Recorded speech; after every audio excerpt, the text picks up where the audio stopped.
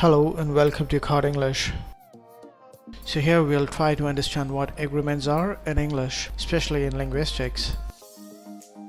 Here first we'll have a look into what the definition of agreement is in linguistics. So agreement in linguistics involves the matching of values of grammatical category between different constituents that form a sentence. So first, to understand what that really means, let us have a look into the examples given here, which is subject-verb agreement. If you look at the first sentence here, it says my dog always growls at the policeman. But if you just have a look at the sentence a little closely, you'll find that there's a singular dog, which is a singular word. Dog means one dog, and when you see at the word that continues with the sentence is growls, even though there is just one dog, growl has been used as growls. So this is where subject-verb agreement has to be looked upon. And also look at the second sentence, which is basketballs roll across the floor. Even though there are more than one basketball in the picture here, we find that roll is being used here instead of rolls. That is what is called as subject-verb agreement, and you need to be very careful with these part of linguistics because this is what gives you the right way of speaking.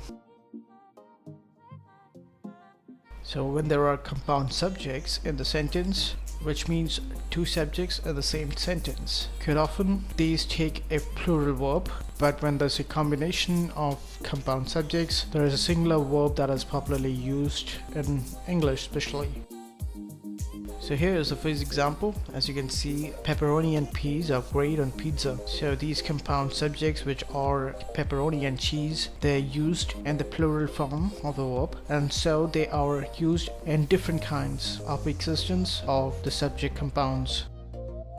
So if you look at this example here, it says neither my dad nor my brothers know how to ski. Even though there are a lot more people involved, like the dad and the brothers involved, the subject verb agreement prefers to be in the singular form. As you can see, brothers know how to ski. So this is what subject verb agreement really means. And the more clear you are with these contents and these subject verb agreements, the more native like you might feel when you speak.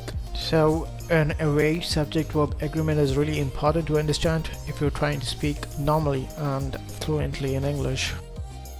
In complete contrast to what we saw earlier, here you can see that fish and chips is a traditional meal in Ireland. So here the popular usage, even though there are two different kinds of subjects here, there is a tendency towards using the singular form of the food because they go together. So one of the other ways of looking at the sentence is that fish and chips is popular and they're always considered as one big composite food. So they are collectively taken as one unit, and that's the reason why they are called as fish and chips together, and they're taken as a singular form together.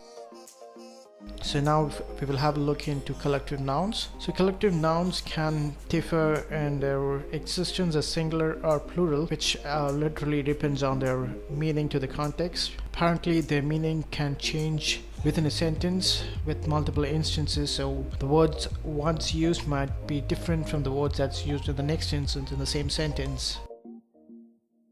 So let us look at the first kinds of examples, which are for singular usage. So here, a wolf pack hunts as a group. So the wolf pack is considered as a single unit, and hence the word hunts has been used as a verb. So the wolf pack hunts as a group makes a singular presence of the word hunt or the verb hunt.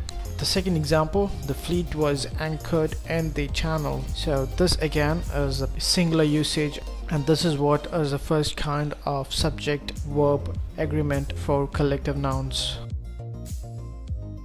So now we will have the usage of plural forms of collective nouns. So if I look at the first example given here, which says the orchestra are tuning their instruments. So the usage of are makes the sentence in the plural form.